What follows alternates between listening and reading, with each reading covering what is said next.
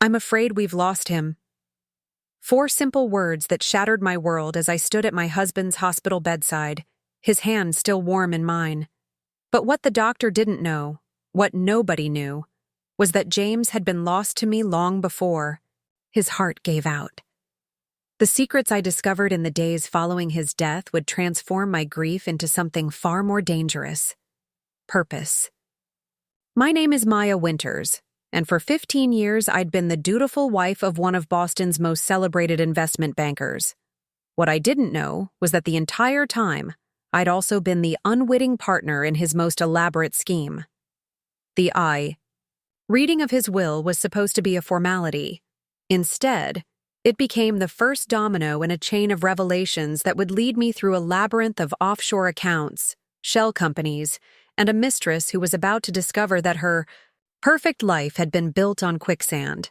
Quicksand I was about to turn into concrete. "Mrs. Winters," his lawyer said, sliding a folder toward me across the polished mahogany desk. "There's something else your husband wanted you to have." Inside was a key and a handwritten note with an address I'd never seen before. Below it, in James's precise handwriting, "For when you're ready to know everything." What I found there changed everything. Not just about my marriage, but about who I would become. The grieving widow was gone. In her place stood a woman with nothing left to lose and everything to reclaim. Before we jump back in, tell us where you're tuning in from, and if this story touches you, make sure you're subscribed, because tomorrow I've saved something extra special for you. The key led to a storage unit in a discreet facility on the outskirts of Boston. I drove there alone the day after the funeral, my black dress exchanged for jeans and a sweater, my wedding ring still on my finger. It felt strange. Driving. Somewhere James had never mentioned, to unlock secrets he'd kept hidden throughout our marriage. The storage facility was nondescript, the kind of place designed to be forgotten. Unit 1542 was at the far end of a dimly lit hallway. My hands trembled slightly as I inserted the key, the lock giving way with a satisfying click that echoed in the silent corridor.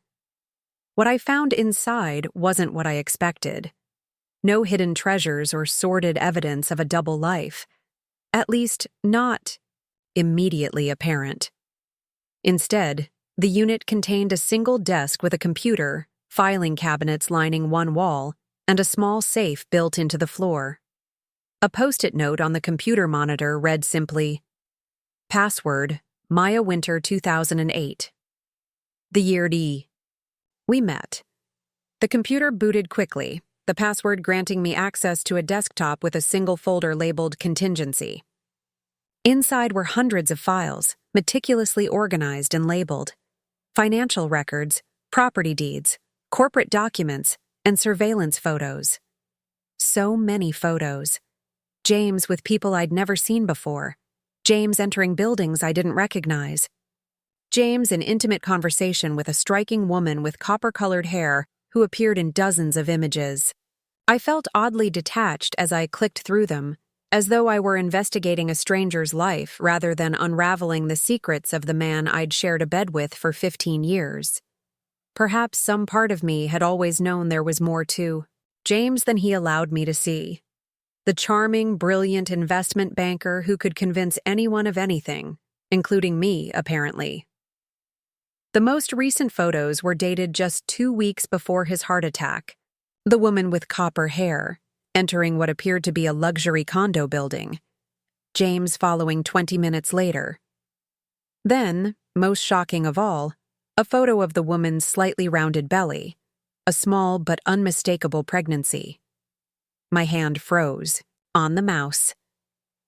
The numbness that had protected me since his death began to crack, revealing something molten underneath. A text file named "For Maya" sat at the bottom of the folder. I clicked it open.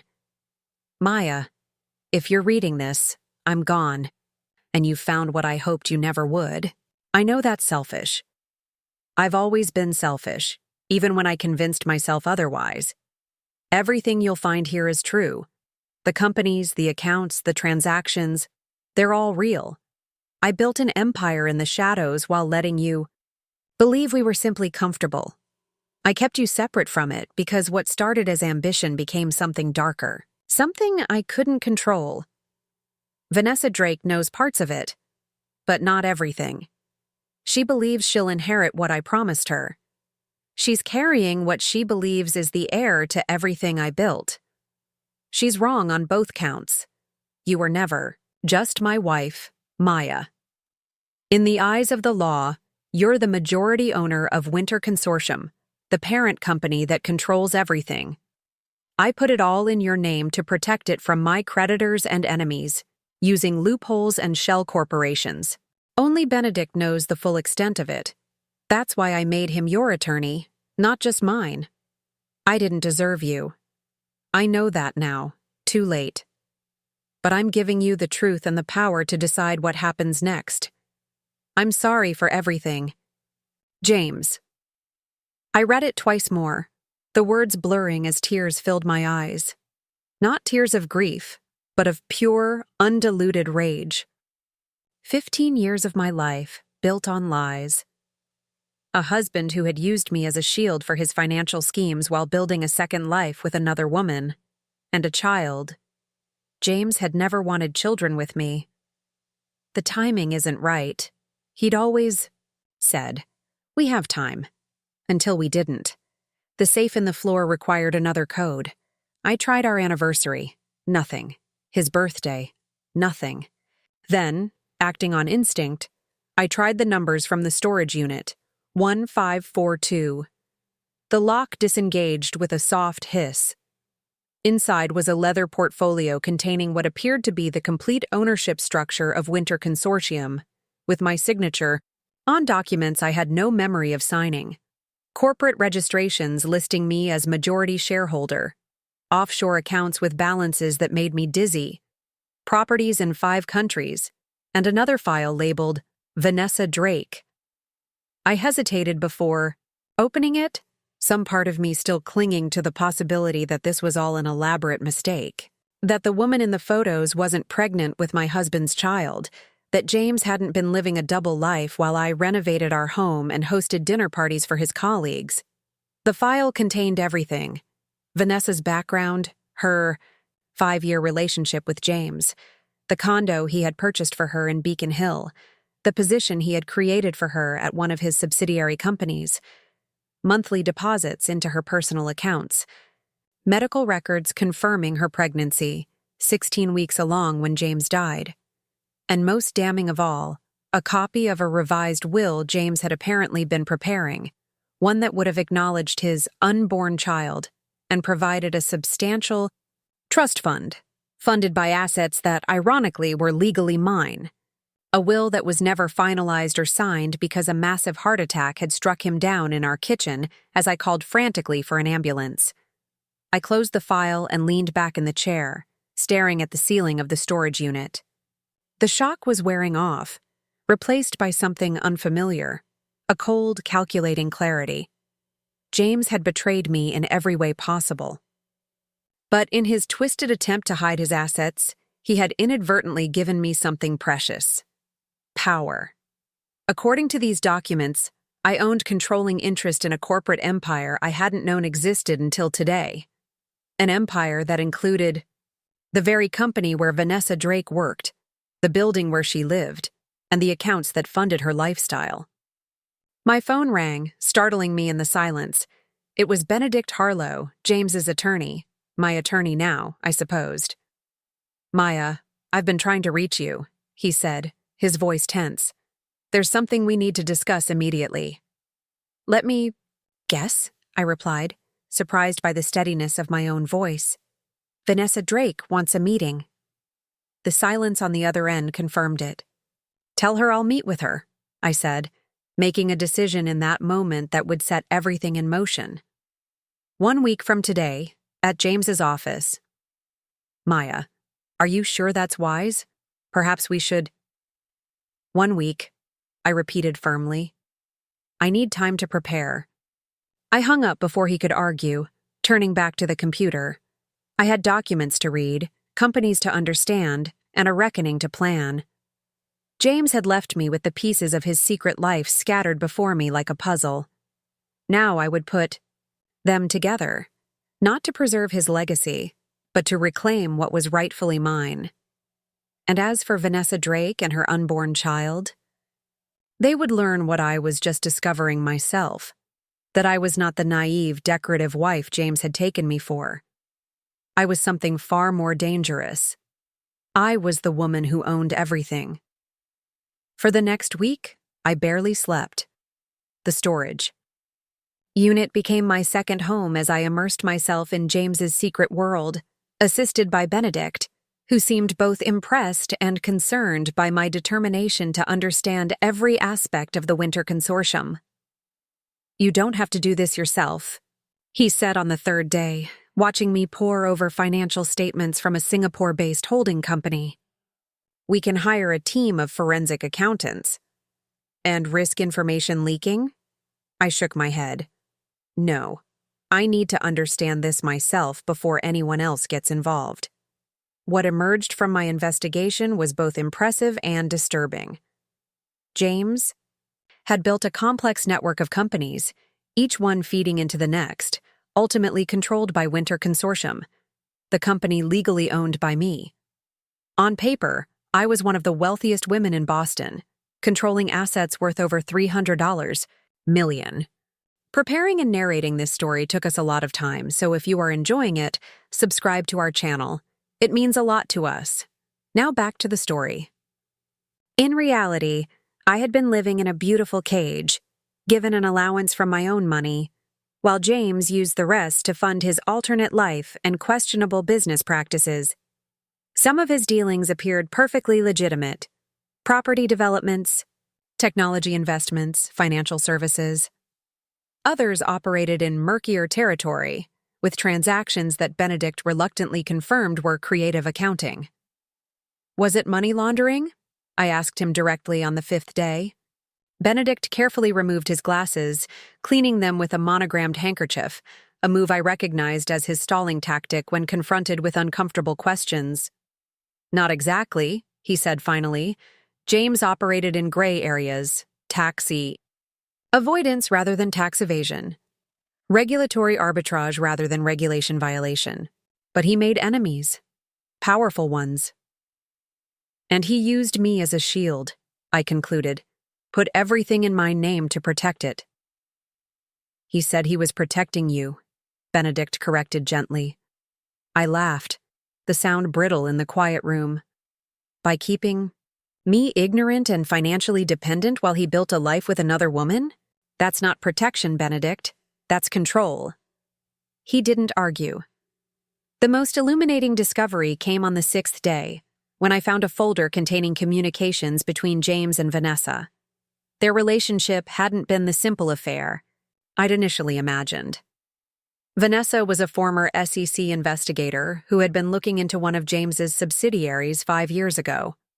Instead of finding evidence of wrongdoing, she'd found James, charming, persuasive James, who had convinced her to leave government work for a much more lucrative position in his organization. Their affair had begun shortly after, though the communications suggested something more complex than romance. Vanessa had ambitions of her own, and James had promised her a pathway to achieving them, as his partner in business and life, once he'd resolved his current situation. I was the situation to be resolved. The pregnancy appeared to have accelerated their timeline. Messages from the months before James's death showed them discussing his divorce, how to minimize my settlement, and the transition of control to their new family unit once their child was born. I felt strangely calm as I read through their plans for my financial dismantling. The betrayal was so complete that it had transcended pain, leaving only cold determination in its wake.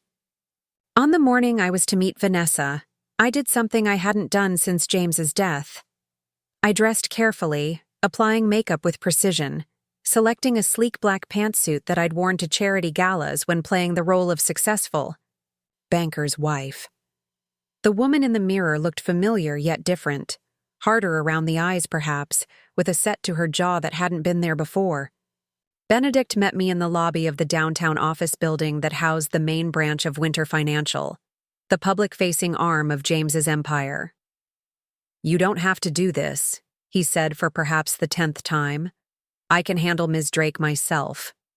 "No," I replied simply. "She needs to see me, and I need to see her." We rode the elevator to the top floor in silence. James's corner office, technically my office now, had been left untouched since his death. His presence lingered in every carefully chosen piece of furniture, every award mounted on the wall. "She's waiting in the conference room," Benedict said, checking his watch, "along with her attorney, Philip Weston." I nodded, taking a deep breath. Let's not keep them waiting. The conference room was all glass and steel, with floor-to-ceiling windows offering a panoramic view of Boston Harbor. Vanessa Drake stood. As we entered, her copper hair gleaming in the morning sunlight, her pregnancy now unmistakable in a form-fitting navy dress that looked expensive. She was younger than me, early 30s to my 42, and strikingly beautiful, with the kind of confident poise that came from knowing it. The kind of woman James would have been drawn to, I thought with detached interest. My opposite in many ways. "Mrs. Winters," she said, extending her hand. "Thank you for agreeing to meet. I'm sorry for your loss." The audacity of her condolence almost made me laugh. Instead, I shook her hand briefly and took my seat at the head of the table, a position that James would have occupied. "Ms. Drake," I acknowledged, turning to the thin, nervous-looking man beside her. "And Mr. Weston, I presume." Benedict sat to my right, placing a single folder before me. We had agreed on a strategy. Let them speak first. Understand what they believed they were entitled to before revealing anything. Weston cleared his throat. "Mrs. Winters, we've requested this meeting to discuss certain provisions that Mr. Winters had intended to make for Ms. Drake and her unborn child. As you may or may not be aware, Mr. Winters and Ms. Drake were in a committed relationship, and the child she's carrying is his." I kept my expression neutral, studying Vanessa's face. She held my gaze steadily, one hand resting protectively on her belly.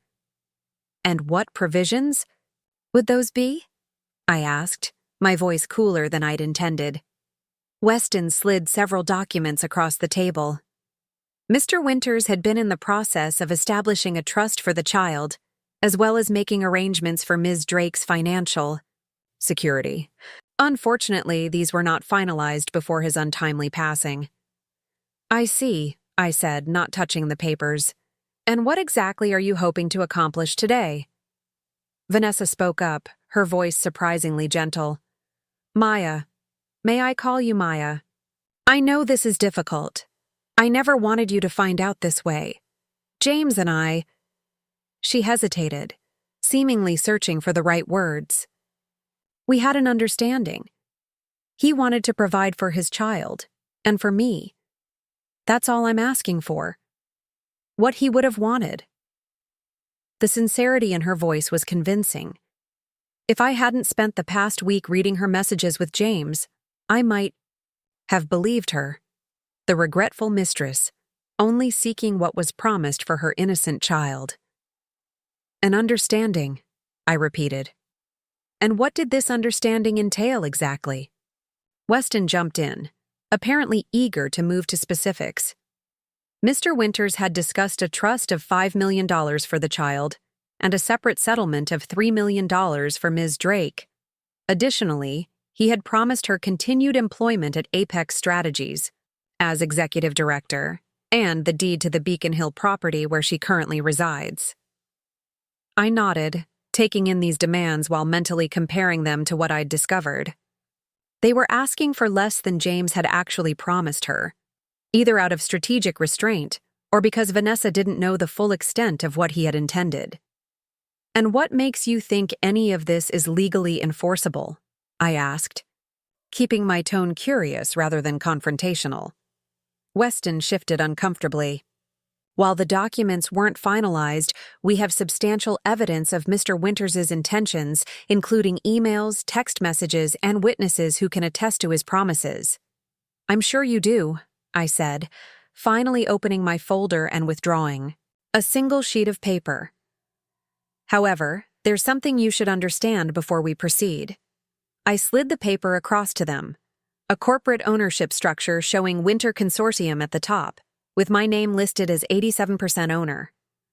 James didn't own Apex Strategies, the Beacon Hill property, or much of anything else, I continued as they examined the document with growing confusion.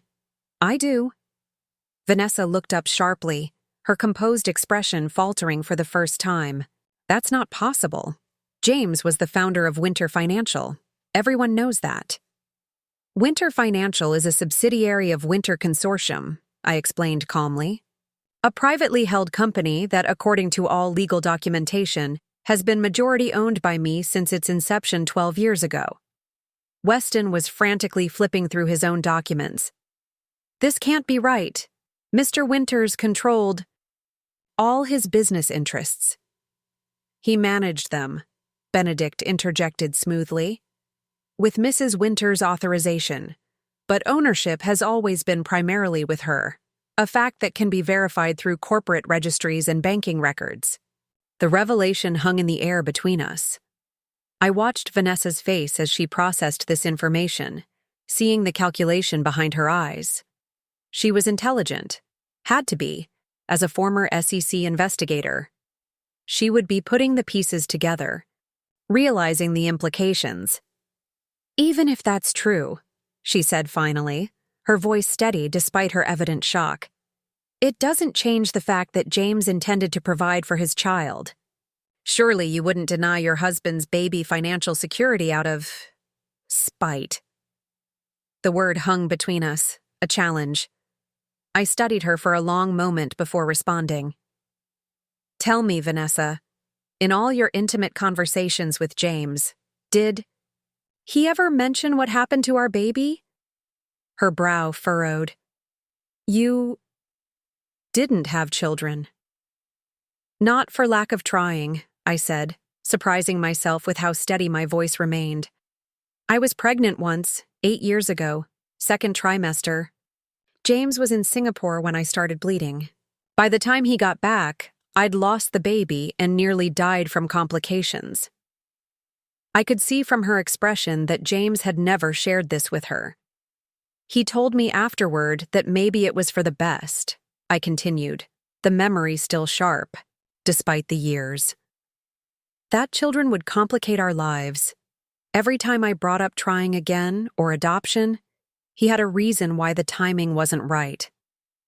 Vanessa's hand tightened over her belly, a gesture that didn't escape my notice. I'm sorry for your loss, she said, and I was surprised to hear what seemed like genuine sympathy in her voice. But that doesn't change the fact that this child exists. This child is James's legacy, whether you— Legacy, I interrupted, the word bitter on my tongue. Is that what you believe this is about? Carrying on the Winters name? I withdrew another document from my folder, the results of the investigation I'd had Benedict commission the day after discovering James's secret life.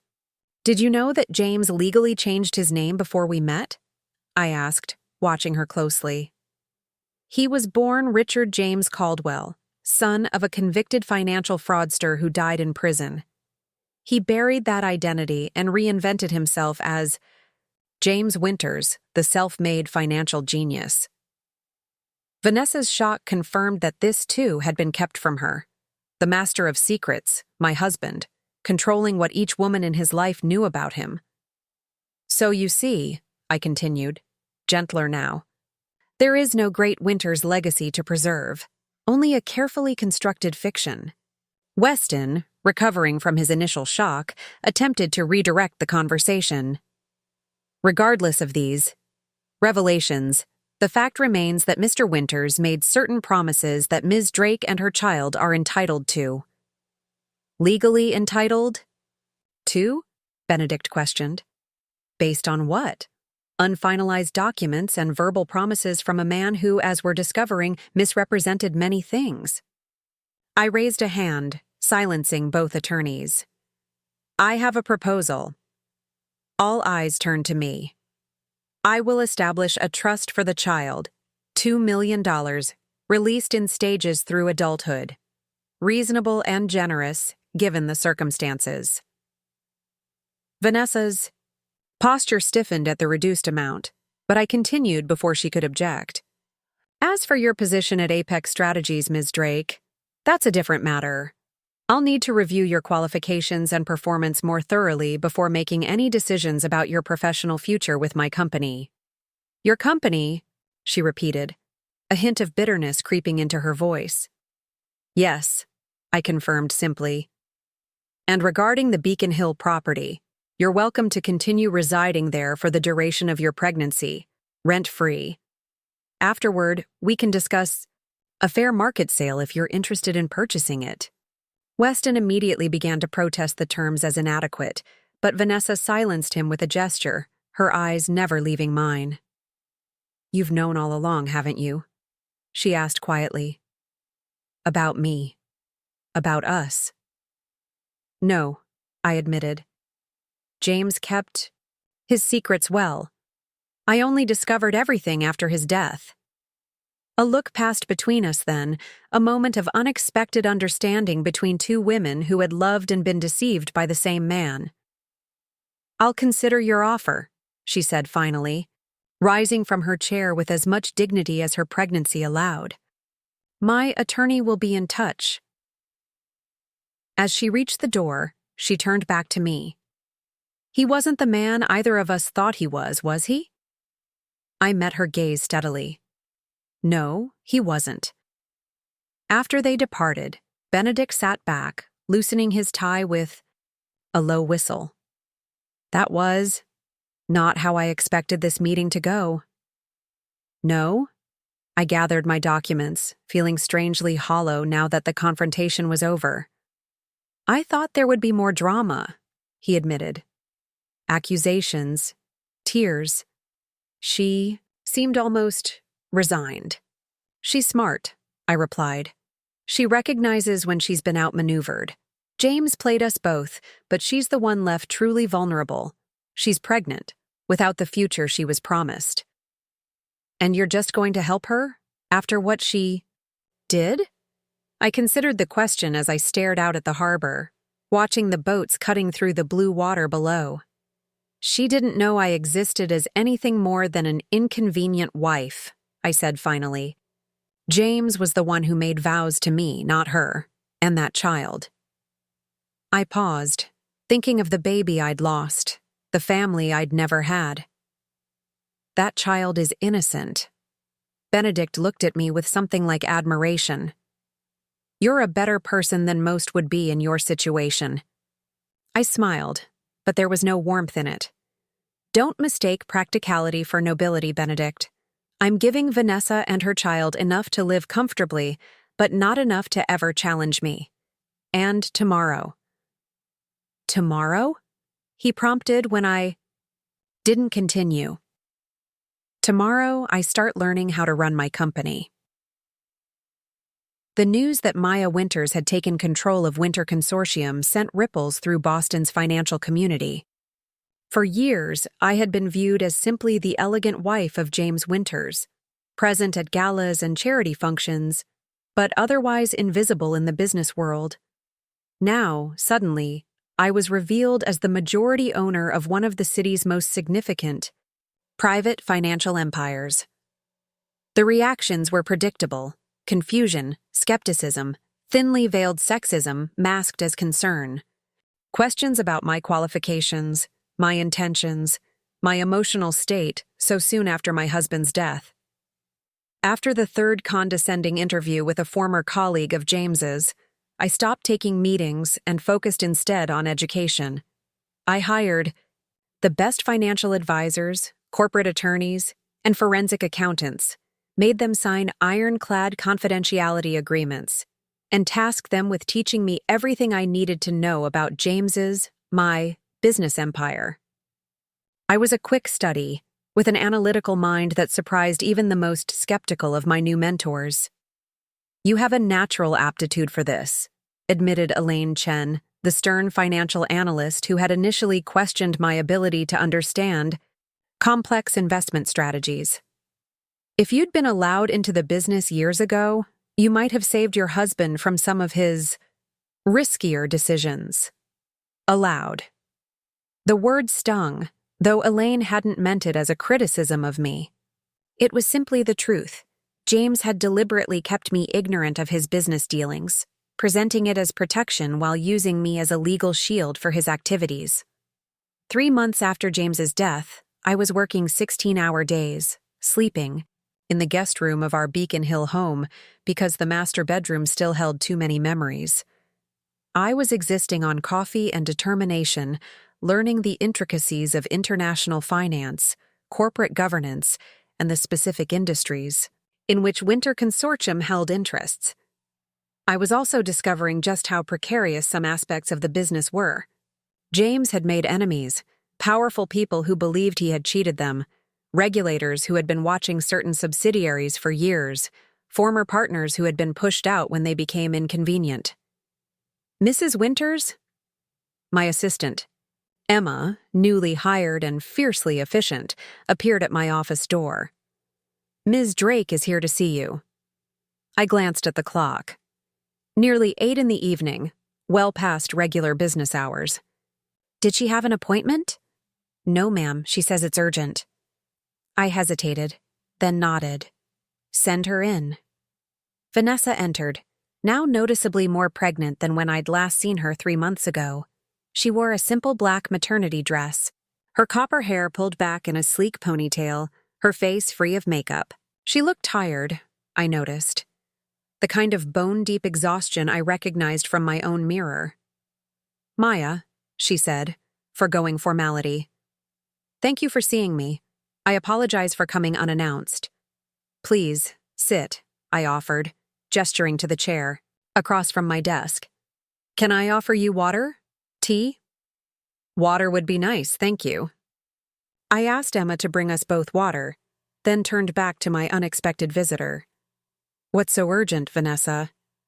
She placed a file on my desk.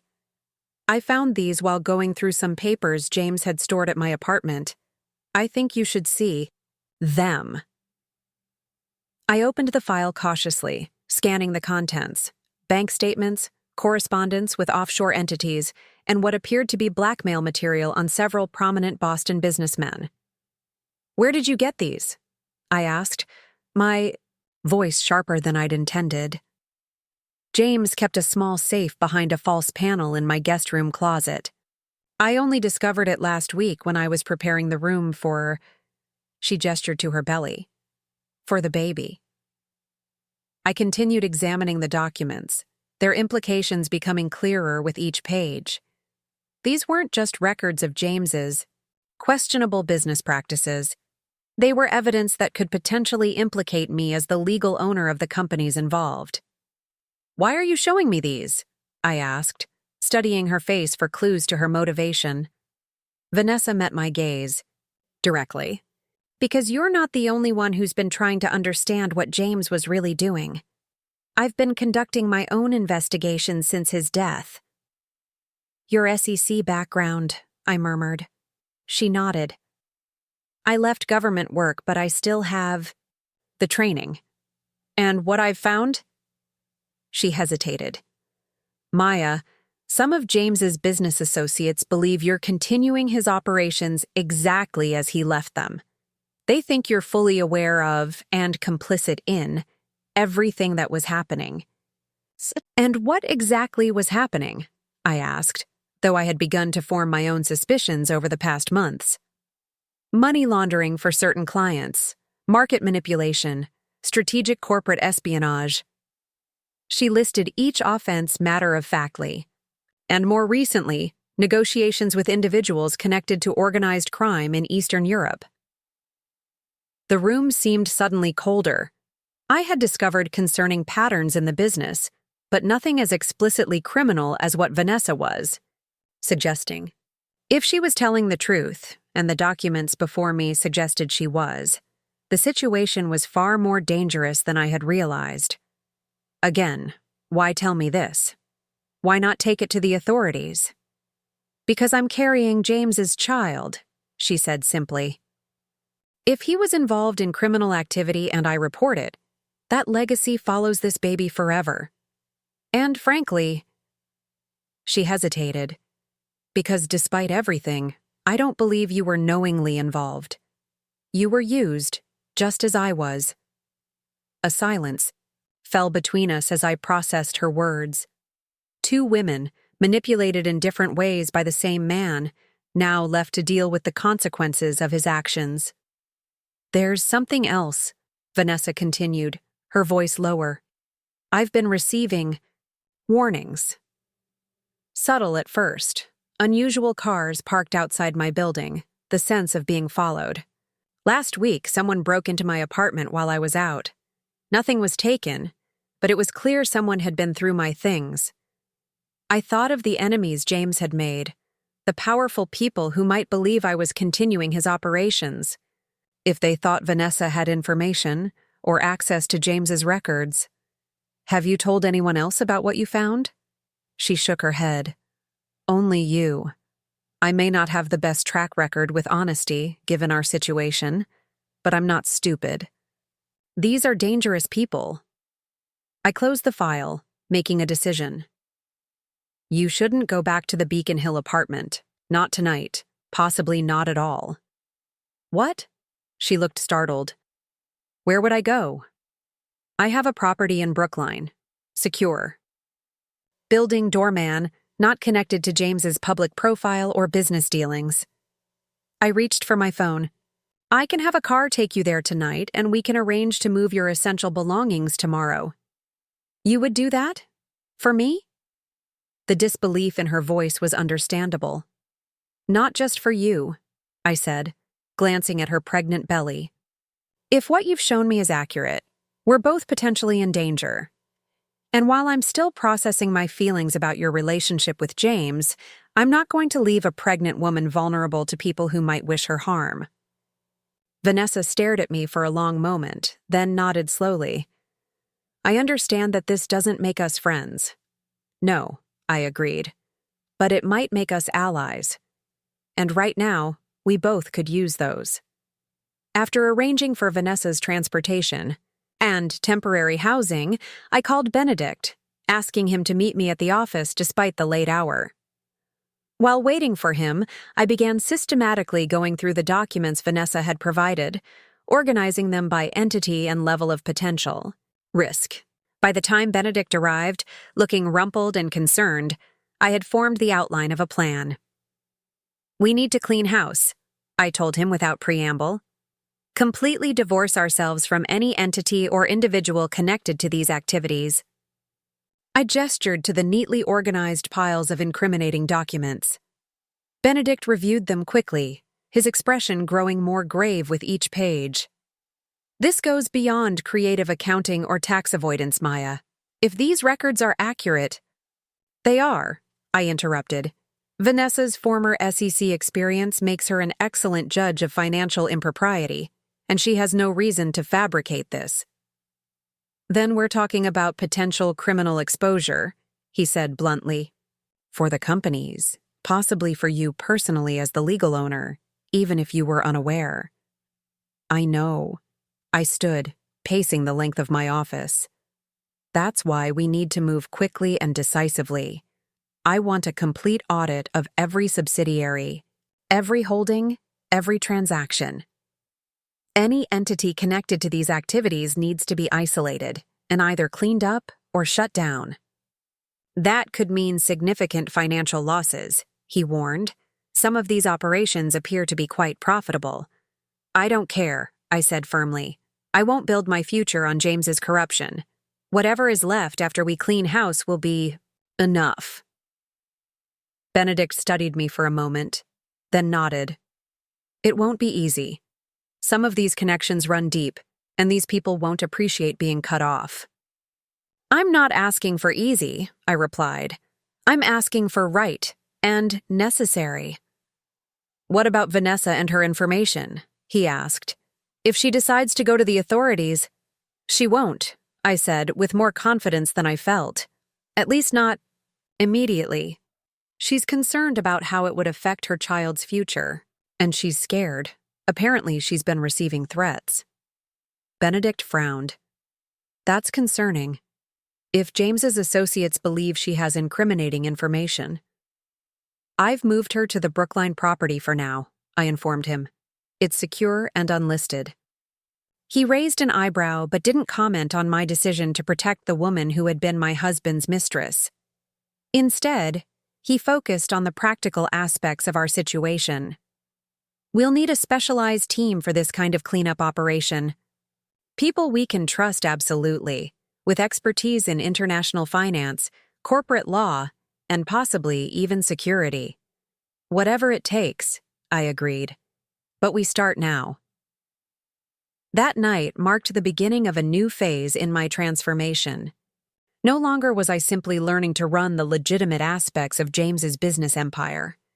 Now I was actively working to purge it of corruption, to remake it into something I could be proud of. It was also the beginning of an unexpected alliance with Vanessa Drake, a woman I had every reason to hate but found myself reluctantly respecting. Her analytical skills and insider knowledge of certain aspects of James's operations proved invaluable as we worked to identify and isolate the problematic elements of the business. For 2 months, we operated in what felt like a state of siege. Vanessa remained in the Brookline property, working remotely and communicating with me through secure channels. I hired a private security firm to protect us both, their presence a constant reminder of the potential danger. The cleanup process was painful and expensive. Several profitable subsidiaries had to be shut down entirely when we discovered their business models were built around facilitating money movement for questionable clients. Others required complete restructuring, with new management and rigorous compliance protocols. Each move we made sent ripples through Boston's financial community. Former associates of James attempted to contact me, some with thinly veiled threats, disguised as concern, others with offers to help manage the transition in ways that would have maintained the corrupt status quo. I declined every offer, every meeting. The only people I trusted now were those I had personally vetted and hired, and, surprisingly, Vanessa. "They're getting nervous," she told me one evening as we reviewed financial reports in the secure conference room I'd established for our work, especially Viktor Petrov and his associates. Petrov was a name that had appeared repeatedly in our investigation, a Russian businessman with connections to both legitimate enterprises and shadowy criminal organizations. James had apparently facilitated several major investments for him through offshore structures designed to obscure the money's origins. "We've closed 3 subsidiaries that handled his accounts," I noted, "and frozen the assets in 2 others pending compliance review." Vanessa absently rubbed her growing belly, a habit she'd developed in recent weeks. At 7 months pregnant, she looked exhausted, the stress of our situation compounding the physical demands of her pregnancy. "Petrov isn't someone who accepts losses gracefully," she warned, "and he believes you're continuing James's operations with new terms, not shutting them down." "How do you know what he believes?" She hesitated. "I have contacts from my SEC days, people who keep tabs on individuals like Petrov. He's been asking questions about you." A chill ran through me. "What kind of questions?"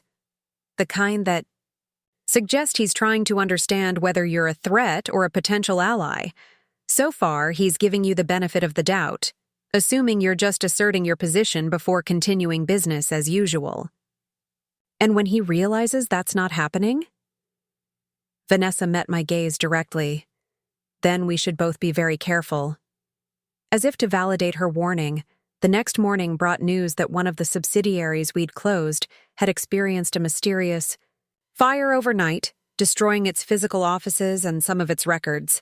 Though thankfully, we had already secured digital copies of everything important. "Coincidence?" Benedict asked when I called him with the news. I don't believe in coincidences anymore, I replied. Increase security at all our primary locations, and check on the Brookline property. Make sure the security there is airtight. 2 days later, I received a hand-delivered envelope containing a single black and white photograph. Me, entering my office building, clearly taken the previous day.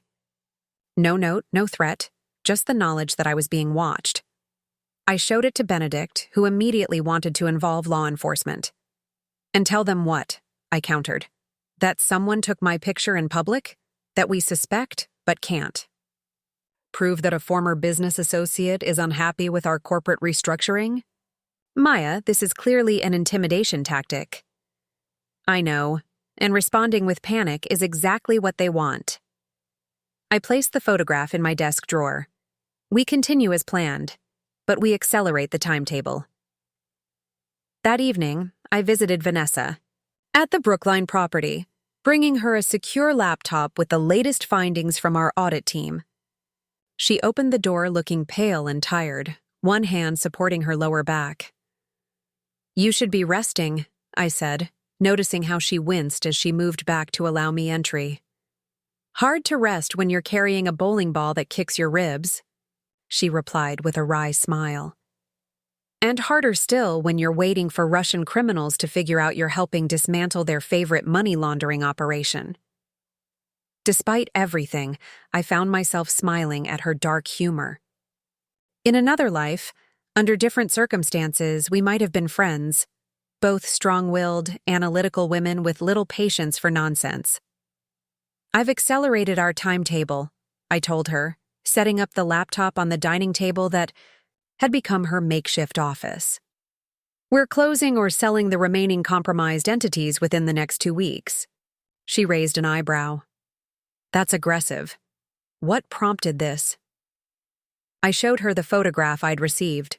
She studied it, her expression hardening. They're escalating, she observed quietly. Have there been other signs? A fire at one of the closed subsidiaries. Probably to destroy evidence, though we already had everything important. Vanessa handed the photograph back to me.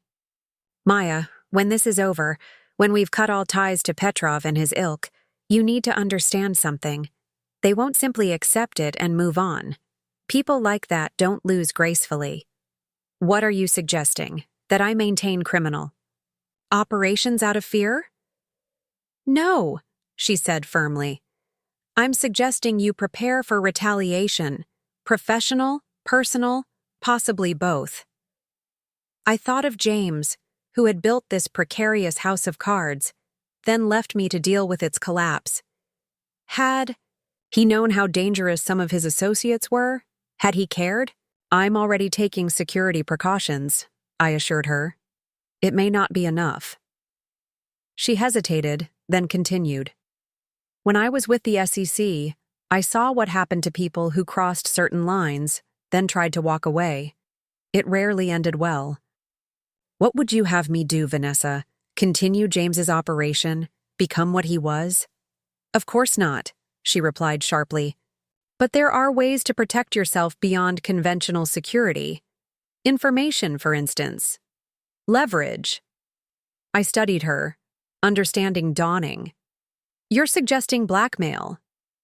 I'm suggesting insurance, she corrected. James collected information on everyone he dealt with. That's how he protected himself. Those files I showed you? There's more where those came from. Much more. The idea was both repellent and compelling. I had spent months trying to clean up James's mess, to transform his corrupt empire into something legitimate. Using his methods, even defensively, felt like a step backward. I need to think about this, I said finally. As I prepared to leave, Vanessa suddenly gasped, her hand flying to her belly. Are you all right? I asked, alarmed. Yes, just... She winced again. Braxton Hicks contractions. They've been happening more frequently lately. Should you see a doctor? Already did. Everything's normal, just uncomfortable. She managed a tight smile. Another 6 weeks of this to go. I found myself wondering, not for the first time, what kind of father James would have been to this child. Would he have been present, involved, or would he have been as compartmentalized in parenthood as he was in every other aspect of his life? "Take care of yourself," I said awkwardly, not quite sure how to express the concern I genuinely felt. "Let me know if you need anything." As I left the Brookline property, a silver sedan pulled away from the curb across the street. It could have been nothing, a neighbor, a food delivery. But my newly developed instincts for danger made me note the license plate anyway, sending it to my security team for investigation.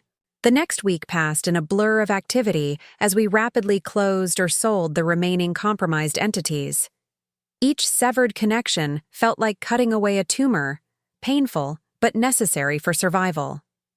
By the time we were finished, Winter Consortium was approximately 40% smaller in terms of asset value, but it was clean, legitimate, and mine in more than just legal documentation. I had made my decision regarding Vanessa's suggestion about insurance, too. While I couldn't bring myself to use blackmail proactively, I had instructed Benedict to secure and encrypt all the information James had collected on his associates, storing it with instructions that it would be released to authorities if anything happened to me or Vanessa. It wasn't a perfect solution, but it offered some protection. People like Petrov might still be dangerous, but they were also calculating. The risk of exposure would make them think twice about direct action against us. Or so I hoped. The confrontation, when it came, was both more direct and more unexpected than I had anticipated. I was working late in my office, reviewing proposals for a new healthcare investment fund, one of the legitimate growth opportunities we had identified during our restructuring. Emma had left hours ago, and the executive floor was quiet save for the occasional sounds of the cleaning staff in distant corridors. "Mrs. Winters." The voice startled me, and I looked up to find a man standing in my doorway.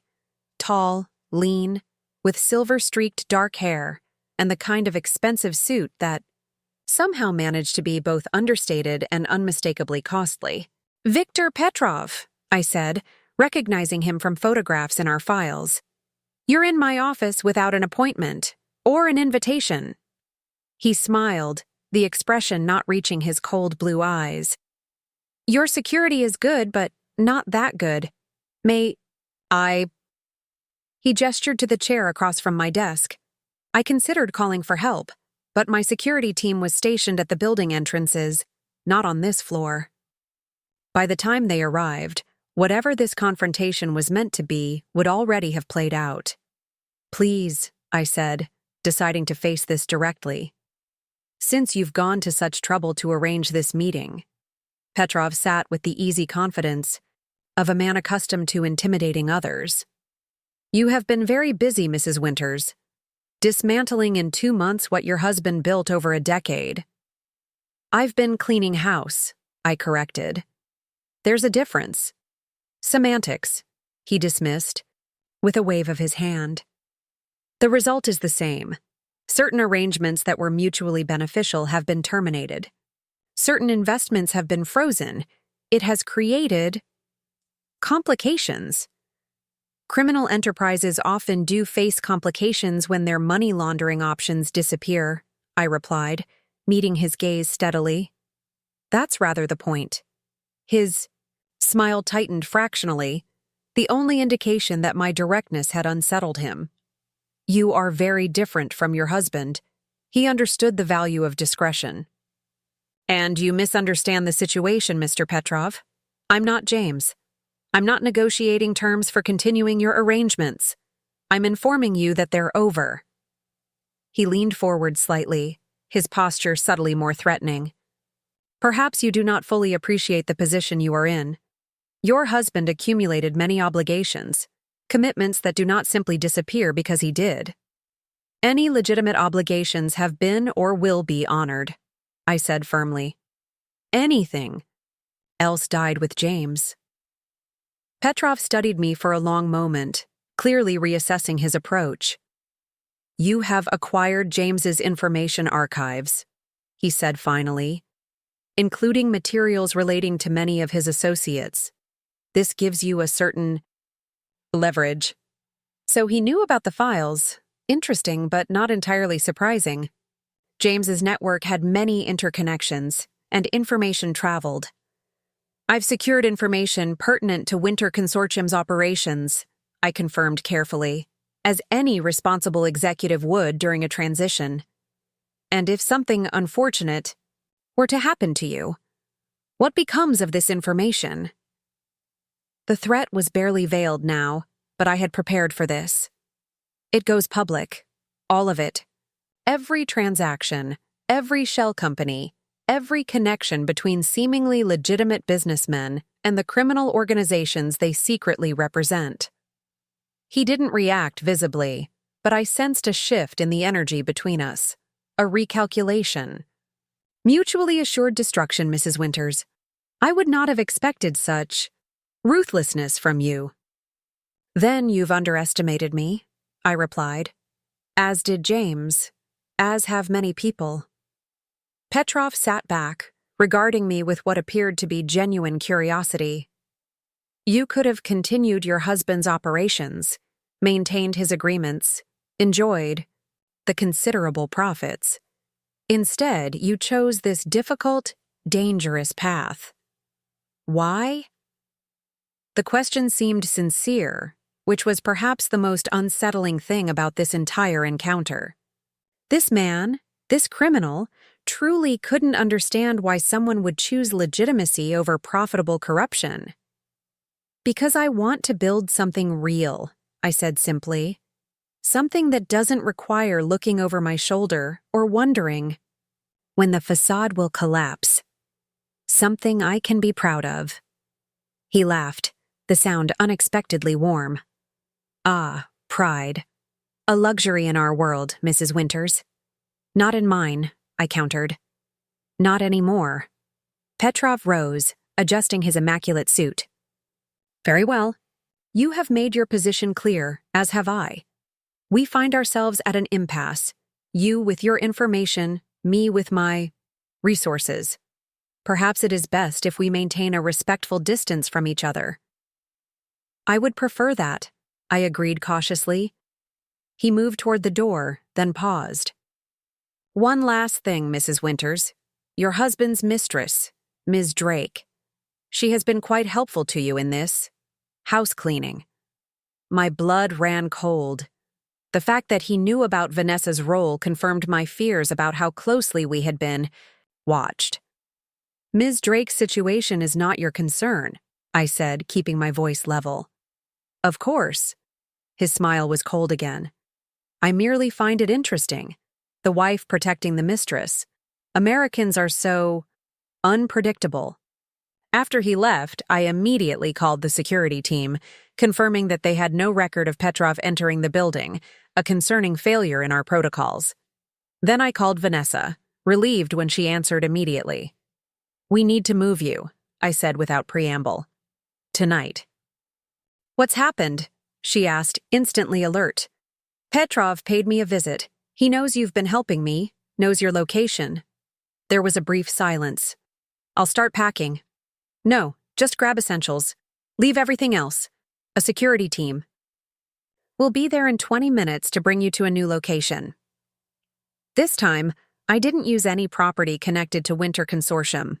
Instead, I had Benedict arrange for a secure apartment in Cambridge, owned through multiple layers of shell. Companies, ironically using the very structures James had created for less legitimate purposes. The next morning, I met with Benedict and our security team to revise our protective measures. Petrov made his point, I told them. He can reach us if he wants to. The question is whether he will. I'm betting the information we have is enough to keep him at bay, at least for now. And long-term? Benedict asked. Long-term, we need to be completely disconnected from anything that would interest him or his associates. We're already well on our way to that goal. 2 weeks later, with no further incidents, I allowed myself to believe we might have reached a détente with Petrov. Winter Consortium was now operating fully above board, focusing on legitimate investments in healthcare, sustainable energy, and technology. Our profits were lower but stable, and I was sleeping better at night. I visited Vanessa regularly in her new location, bringing work and updates on our situation. Despite the circumstances of our connection, I had come to value her analytical, mind and direct manner. At 8 months pregnant, she was uncomfortable but resilient, continuing to help with the final stages of our corporate restructuring. "I've been thinking about the future," she said during one of my visits. "After the baby comes." I nodded, waiting for her to continue. "I can't stay in Boston," she said simply. "There are too many connections, too many risks, and I want my child to have a normal life, not one shadowed by James's mistakes." "Where will you go?" I asked, surprised by the pang of something like regret I felt at the thought of her leaving. "West Coast, probably. I have some contacts in Seattle's financial industry. I could start over there, use my SEC background to find legitimate work." I considered this. "Would you be interested in continuing to work for Winter Consortium? Remotely, of course. We could establish a Seattle office, focusing on tech investments. Your skills would be valuable." She looked surprised. "You'd want that? After everything?" "Strange as it seems, I trust you," I admitted.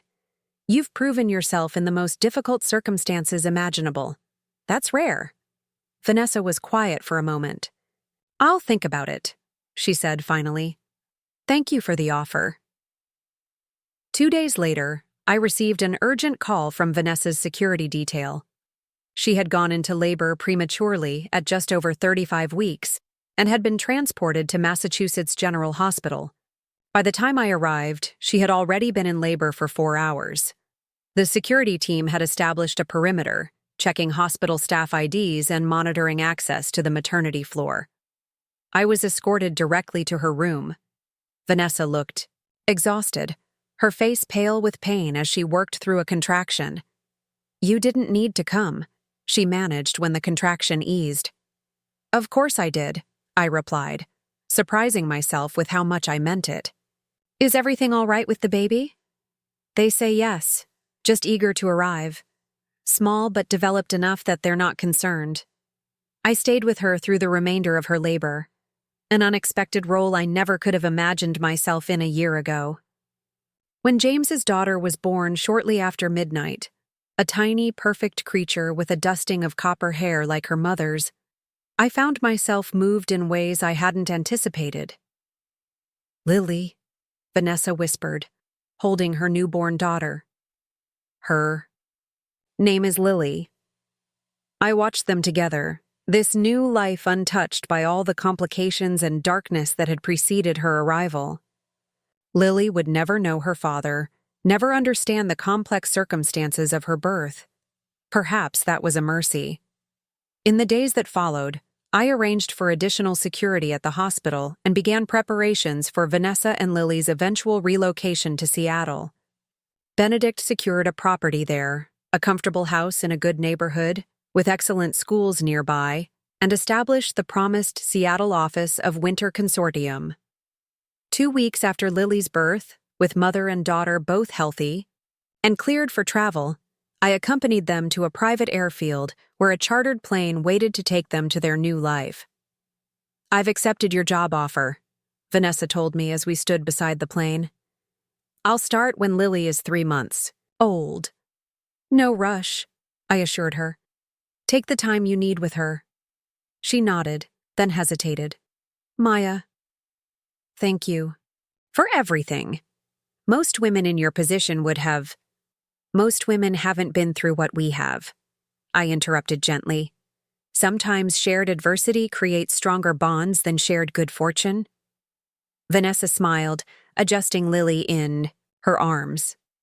"A philosopher now, too? Running a financial empire and studying wisdom in your spare time?" I laughed, the sound surprising me with its genuineness. "Hardly. Just lessons learned the hard way." We said our goodbyes, and I watched as they boarded the plane that would take them to their fresh start. As the aircraft lifted into the WAR, clear blue sky. I felt a curious mixture of emotions: relief, hope, and something like closure. James was gone, but his legacy remained, transformed by the choices Vanessa and I had made in the aftermath of his deception.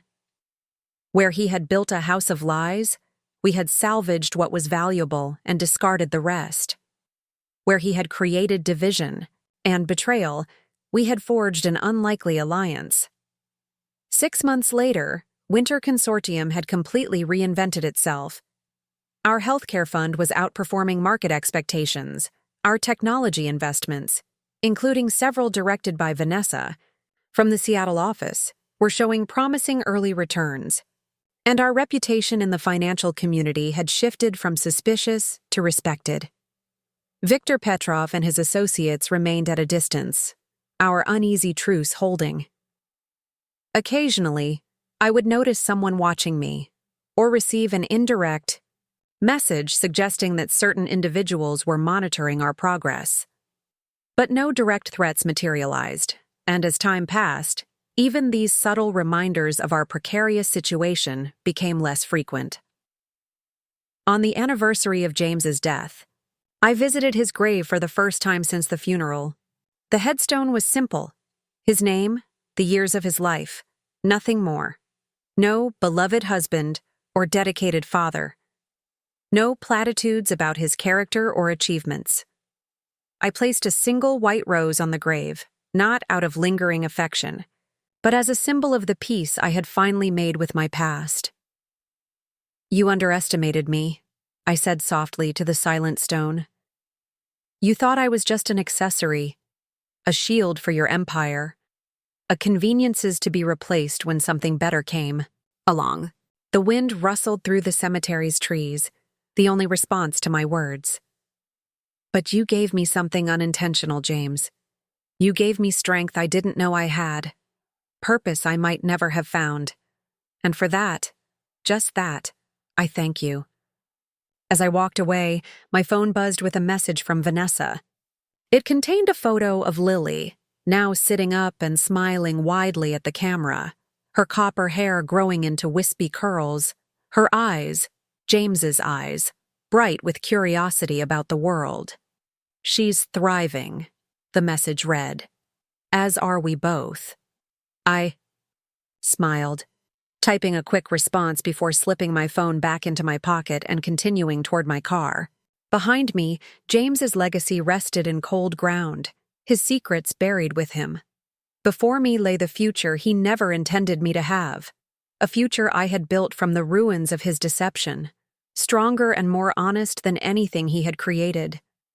And somewhere across the country, his daughter grew and flourished, protected by the unlikely alliance between his wife and his mistress, two women who had refused to be defined by his betrayal, who had forged something valuable from the wreckage he left behind. It wasn't the ending any of us had anticipated, but perhaps, in its own way, it was justice after all.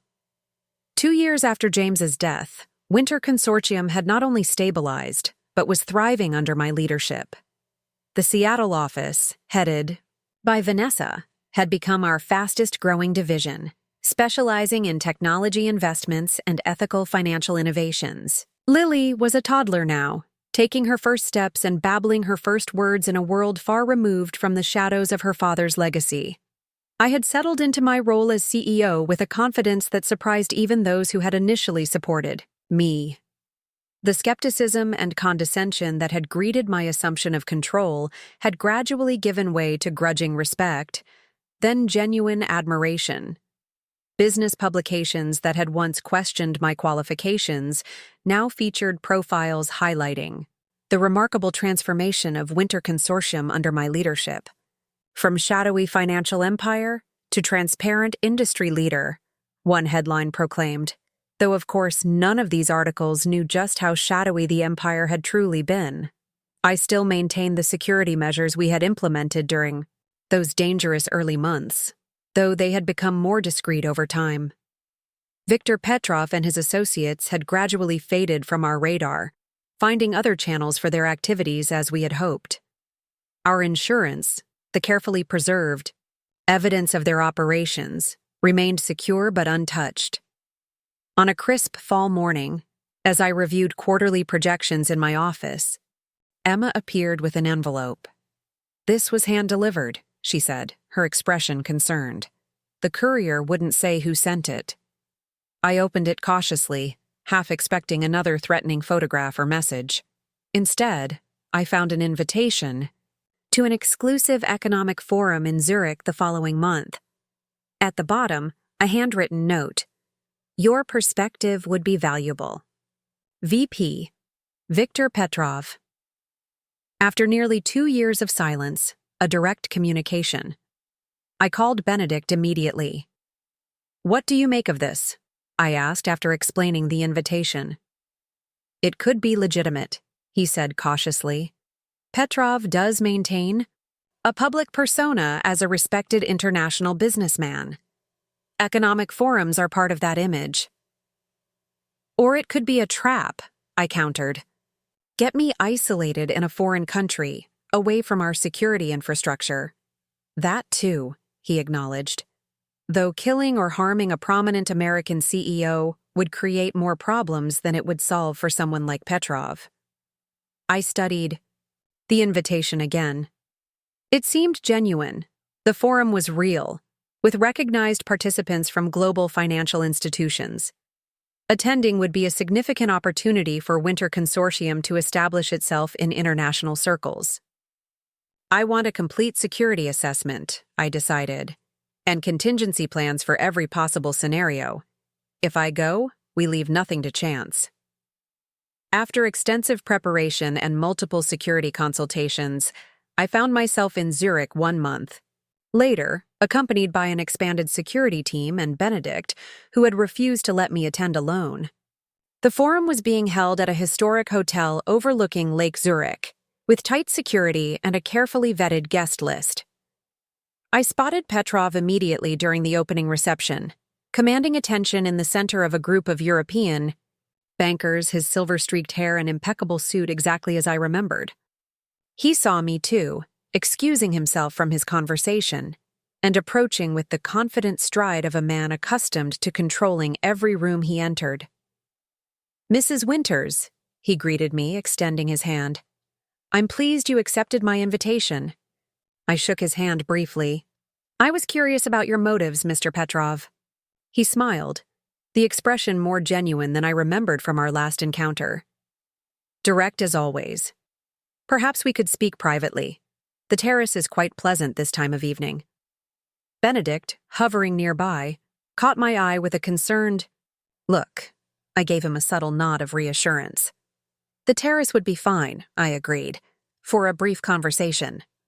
The terrace overlooked the illuminated city and dark waters of the lake, the evening air crisp but not uncomfortable. Security cameras monitored the area, and I knew both my team and the forum's security staff were keeping watch. Small comforts, but necessary ones. "You have accomplished quite a transformation," Petrov remarked, gesturing with his champagne glass toward the forum inside. "Winter Consortium is spoken of with respect in circles where it was once mentioned with skepticism." "That was the goal," I replied simply, "though I doubt you invited me to Switzerland to complement my business acumen." He laughed softly. "Perhaps I did. Contrary to what you might believe, Mrs. Winters, I respect what you've built. It takes courage to dismantle a profitable enterprise and rebuild it legitimately, especially when facing obstacles." "Obstacles like you?" I suggested. "Among others," he acknowledged. "You handled those obstacles with remarkable skill. No panic, no misguided attempts at retaliation. Just calm, strategic action." I studied him, trying to discern his true purpose. "Again, Mr. Petrov, flattery seems an insufficient reason for this meeting." He turned to face me directly. "I have a proposition for you. A legitimate one," he added, seeing my expression. "I am diversifying my own interests, moving toward more conventional enterprises." "Why? The other kind seemed quite profitable." "Profit isn't everything. he said, surprising me. Sustainability matters too. Security. Legacy. He paused, looking out over the lake. I'm not a young man anymore, Mrs. Winters. I've built an empire of my own, but much of it exists in shadows. I find myself increasingly interested in creating something that can endure in the light. I couldn't help but laugh. And you want my advice on how to launder your reputation rather than just your money? His expression remained serious. I want a partnership. Winter Consortium has established itself in sectors I wish to enter legitimately. Healthcare, sustainable energy. You have the expertise and, more importantly, the credibility I need. You can't be serious, I said, though his expression suggested he was exactly that. After everything that happened in Boston, you expect me to enter a business relationship with you?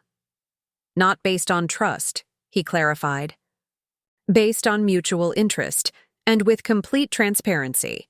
Any venture we undertake would be subject to the highest levels of compliance oversight, independent auditors, regulatory review, whatever assurances you require.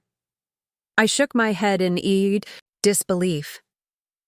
Why me? There are plenty of legitimate firms that don't know your history, that wouldn't demand such conditions. Because you've done what I'm trying to do, he said simply. You took an enterprise with complications and transformed it into something respectable, profitable, and sustainable. That expertise is valuable. The conversation was so surreal that I almost wondered if I was misunderstanding him.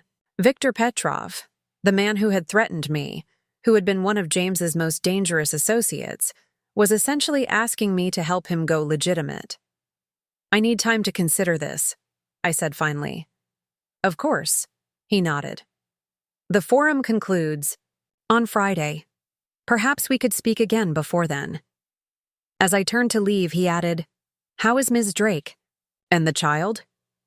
I froze, turning back to him slowly. That is not open for discussion. I mean no threat, he said, raising his hands slightly. Quite the opposite. I admire the arrangement you created, protecting your husband's child, employing the mother in a position that values her skills. It shows a capacity for seeing beyond conventional reactions. That's precisely why I'm approaching you now.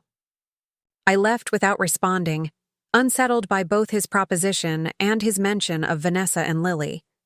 Back in my hotel suite, I briefed Benedict on the conversation. It could be genuine, he mused after hearing the details. Petrov is in his 60s. Men in his position often start thinking about legitimacy and legacy at that stage of life.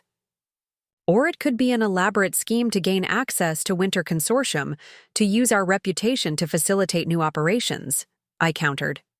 That too, he acknowledged. Though you'd hardly be likely to overlook something like that given your history. I spent a restless night considering Petrov's proposal. The idea was preposterous on its face, partnering with the very man who had been part of James's corrupt operations, who had threatened me when I began dismantling those connections. And yet, if Petrov was genuinely seeking to legitimize his business interests, rejecting him outright might push him back toward the shadows, toward the kind of operations that had made him dangerous in the first place. Engaging with him, cautiously, transparently, with every possible safeguard, might actually serve the greater good. I called Vanessa the next morning, wanting her perspective. We had developed a relationship of unusual honesty over the past 2 years, born of our shared experience navigating the aftermath of James's deception. He approached you directly? In Zurich? She sounded concerned, the background noise suggesting she was at the Seattle office. Yes, with what seems to be a legitimate business proposition. What's your instinct telling you? I considered the question carefully. That he's sincere about wanting legitimacy, but that doesn't make him trustworthy. The two aren't the same thing. No, they're not, she agreed. But if he's serious about operating above board, having someone like you involved might actually Ensure that happens. Someone who knows what to watch for, who won't be fooled by creative accounting or regulatory evasion. You almost sound like you're suggesting I consider it, I said, surprised.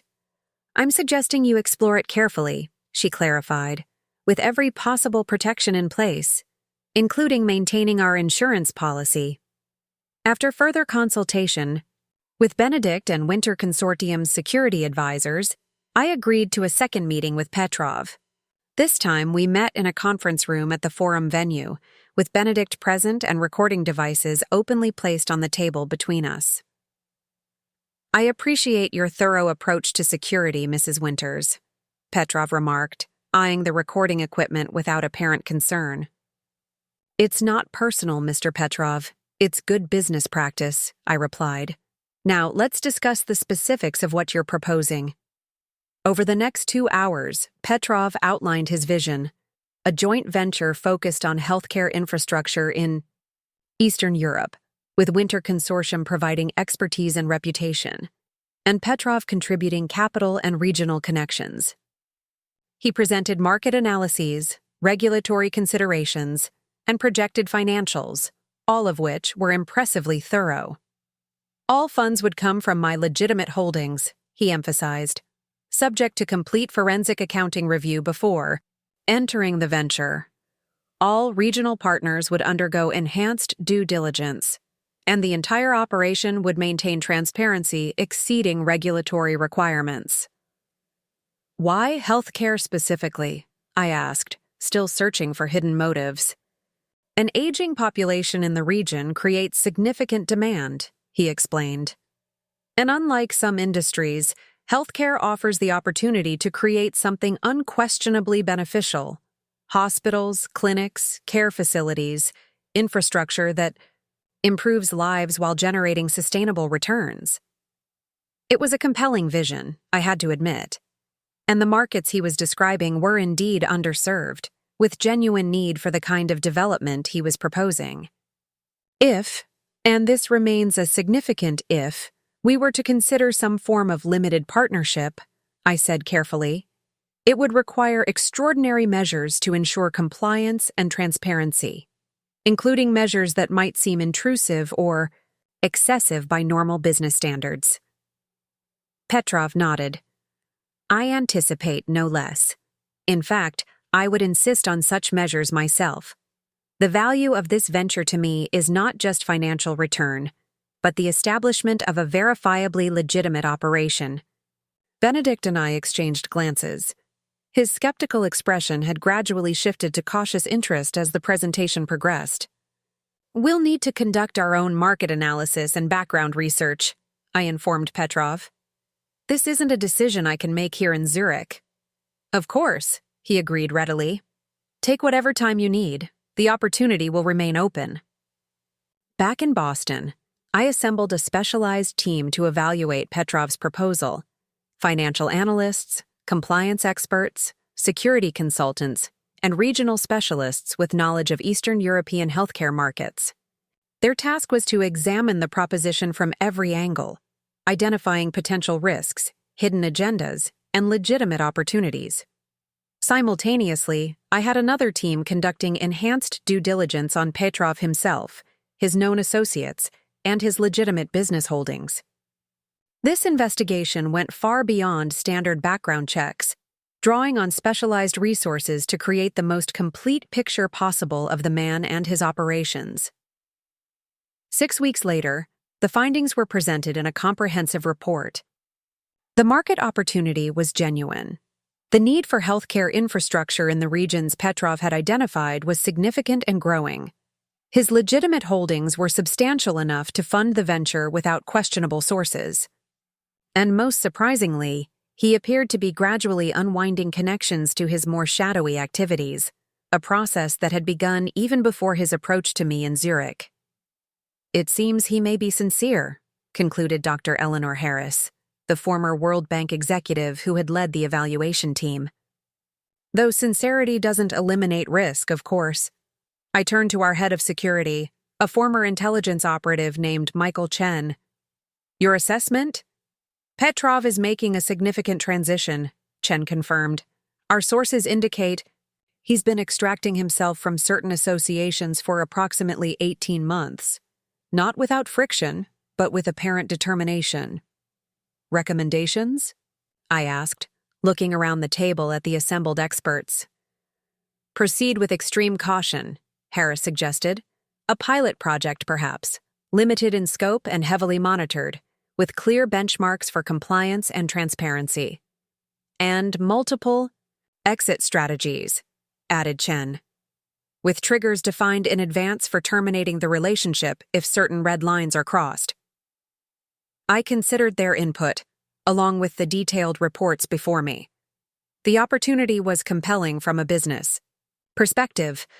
The potential positive impact on underserved communities was significant, and the ability to influence Petrov toward legitimate operations could have far-reaching benefits beyond this specific venture.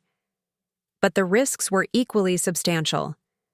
Petrov's history, the potential for hidden agendas, the reputational risk, to Winter Consortium if anything went wrong, all were serious considerations. I scheduled a video conference with Vanessa, sharing the findings and seeking her perspective before making a final decision. The data supports his claims, she acknowledged. After reviewing the reports, and the structure you're considering has significant safeguards. But, I prompted, hearing the reservation in her voice. But people like Petrov have built careers on appearing to be one thing while being another, she said. The most successful predators are the ones who can convince their prey they're harmless. You think it's a trap? She considered this. Not necessarily a trap, but I think his motivations may be more complex than simply wanting to go legitimate. There's always an angle with men like him. What would you do? I asked directly. I'd proceed, she said after a moment's consideration, but I'd maintain absolute vigilance, and I'd make sure our insurance policy remains intact and updated. The next day, I contacted Petrov with our decision. Winter Consortium would enter, a limited joint venture, focused on a single pilot project, a modern medical complex in a mid-sized city in Romania.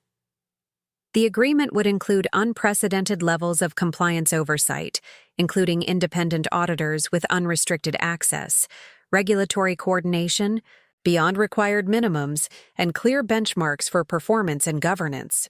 You drive a hard bargain, Mrs. Winters, Petrov remarked during our video conference, though he seemed more amused than offended by the stringent conditions. These aren't negotiating points, Mr. Petrov. They're prerequisites. I understand. He nodded. And I accept them fully. When can we begin? The Romania Medical Center project launched 3 months later, with groundbreaking attended by local officials, healthcare professionals, and a small delegation from both Winter Consortium and Petrov's legitimate holding company. I attended personally, as did Petrov, our first meeting since Zurich. A new beginning, he remarked as we stood watching the ceremonial first shovel break ground, for this community and perhaps for our enterprises as well. If all goes according to plan, I replied cautiously. It will, he assured me. I have too much invested in this success, and I don't mean merely financial capital. Over the following 18 months, the Romania project progressed with remarkable smoothness. Construction met or exceeded benchmarks, financial governance remained impeccable, and compliance reviews found nothing concerning. Petrov's behavior as a partner was surprisingly straightforward, professional, transparent, and focused on legitimate business objectives. Gradually, cautiously, we expanded the joint venture to include 2 additional projects in neighboring countries, each with the same rigorous oversight and clearly defined parameters. Each successful completion built a track record that began to suggest Petrov's transformation might be genuine. During this period, I maintained regular contact with Vanessa, who continued to oversee our Seattle operations while raising Lily, now 4 years old and thriving.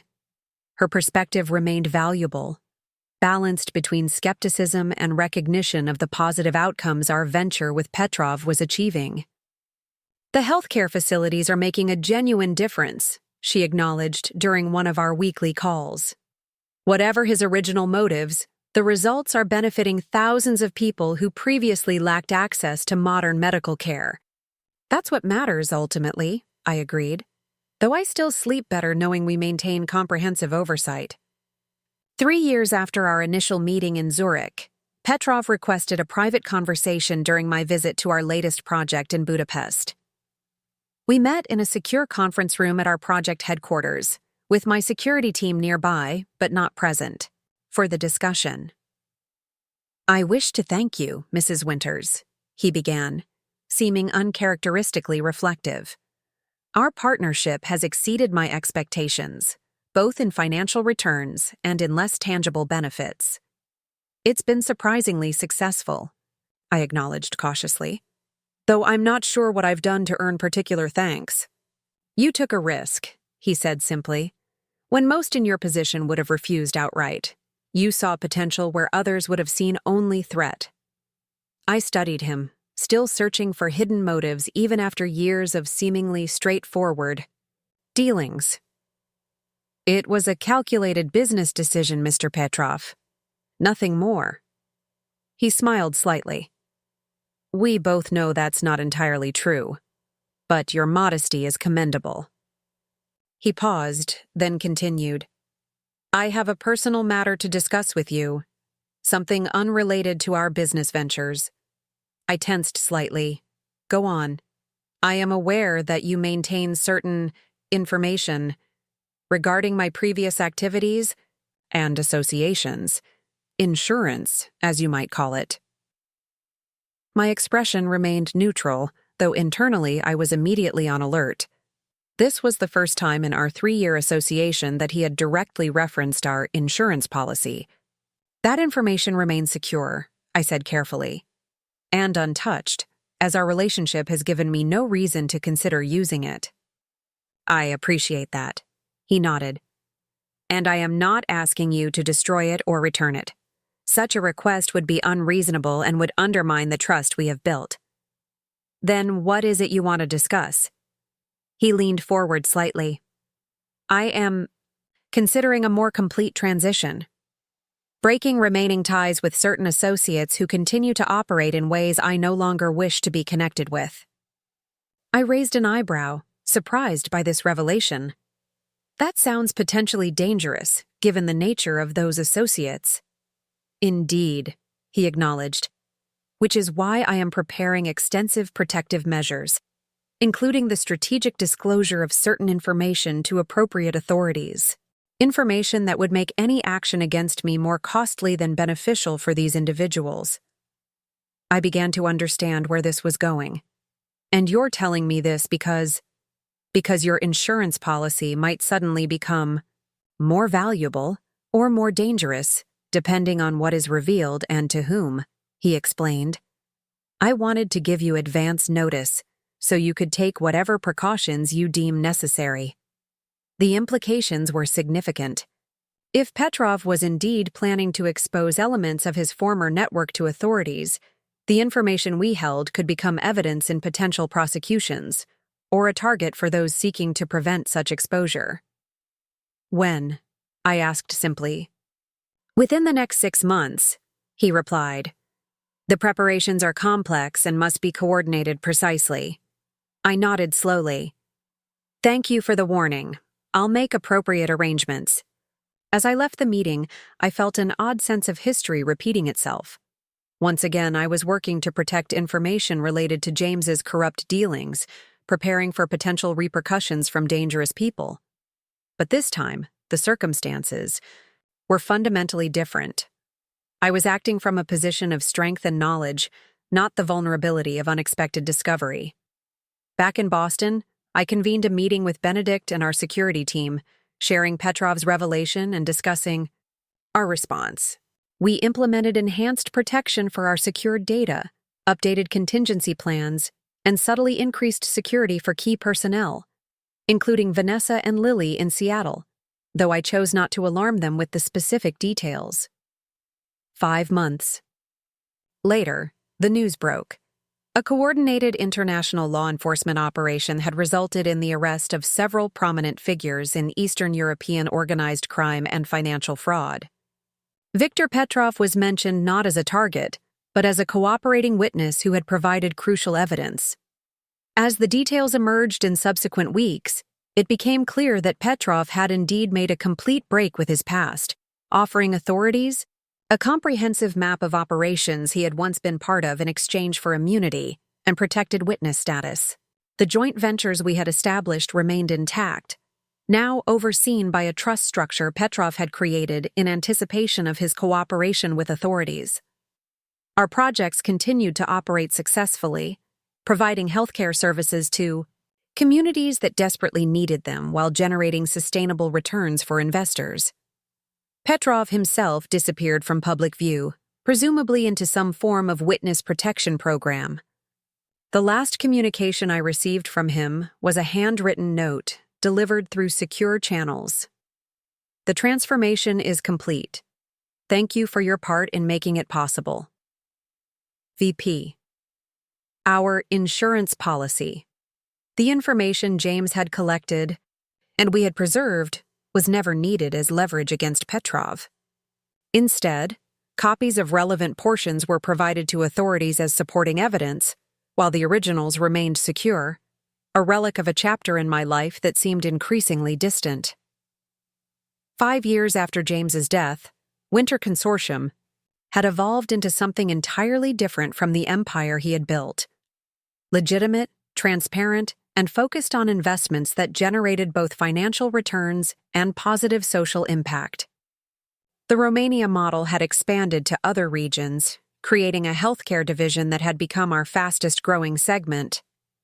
Vanessa continued to lead our technology investments from Seattle, where Lily was now in elementary school, a bright, curious child who knew me as Aunt Maya, a family friend who visited regularly. The complexity of our connection remained a secret we would someday have to address, but for now, it seemed wiser to allow Lily a childhood uncomplicated by her father's legacy.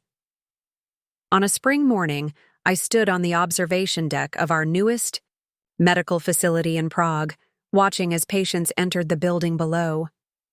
Each person represented a life potentially improved by access to care they previously couldn't obtain.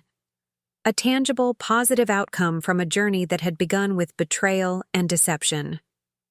My phone buzzed with a message from Vanessa. A photo of Lily at her school science fair, proudly displaying a project on renewable energy. Takes after her aunt, the caption read, a private joke referencing Winter Consortium's growing investments in that sector. I smiled, sending back a quick message of congratulations before turning my attention back to the scene below. The path from James's death to this moment had been neither direct nor easy. It had required courage, determination, and a willingness to form unlikely alliances with his mistress, with a former criminal, with my own capacity for leadership I hadn't known I possessed. James had intended me to be merely a shield for his activities, a convenient legal owner with no real understanding or control. Instead, I had become something he never anticipated, a force for transformation, turning his corruption into creation, his deception into something honest and enduring. As I left the observation deck to attend a meeting with local healthcare officials, I thought about the message I would someday share with Lily when she was old enough to understand her complicated heritage. That we are not defined by the deceptions practiced upon us, but by how we respond to them. That from betrayal can come strength, from loss can come purpose, and from endings can come the most unexpected new beginnings. It wasn't the ending any of us had anticipated, but perhaps in its own way, it was justice after all. Up next, you've got 2 more standout stories right on your screen. If this one hit the mark, you won't want to pass these up. Just click and check them out.